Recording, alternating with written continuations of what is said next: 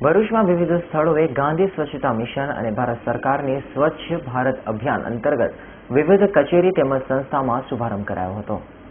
Bharuch station વિસ્તારમાં સવારે 8:30 કલાકે ભરૂચના ધારાસભ્ય દુષ્યંતભાઈ પટેલ ભારત રત્ન ડોક્ટર બાબા સાહેબ આંબેડકરની પ્રતિમાને સાફ સફાઈ કરી પુષ્પમાળા પહેરાવી સ્વચ્છતા અભિયાનની શરૂઆત કરાવી હતી.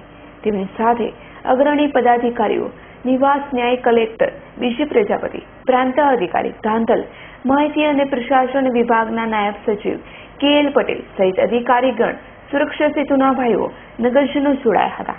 ધારાસભ્ય દુષ્યંતભાઈ પટેલે રેલવે સ્ટેશન ખાતે પ્રતિમાત્મક સફાઈ કરી સફાઈ અભિયાનનો શુભારંભ કરાવ્યો હતો.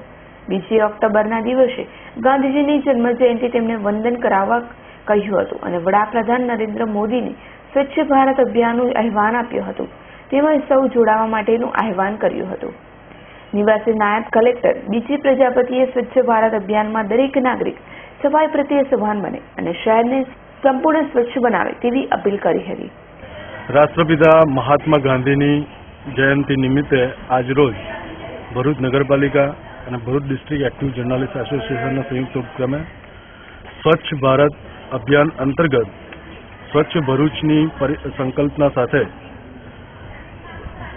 ભરૂચના 5 બત્તી વિસ્તારથી શક્તિનાથ સર્કલ સુધી સફાઈ અભિયાન, સફાઈ ઝુંબેશ હાથ ધરવામાં આવી હતી, જેમાં ભરૂચ ડિસ્ટ્રિક્ટ એક્ટિવ જર્નાલિસ્ટ એસોસિએશનના તમામ પત્રકારો, સામાજિક સંસ્થાઓના પ્રતિનિધિઓ ઉપસ્થિત રહ્યા હતા. આ પ્રસંગે ભરૂચ સેવાશ્રમ ખાતે આવેલ ગાંધી સ્મારક, જેને કહી શકાય, જે દાંડીકૂચ સમયે ગાંધીજી રોકાણ કરેલું, એ સ્થળે BDAJના પત્રકારોએ રાષ્ટ્રપિતા મહાત્મા ગાંધીની પ્રતિમાને ફૂલહાર વિધિ કરી એમના આશીર્વાદ મેળવ્યા.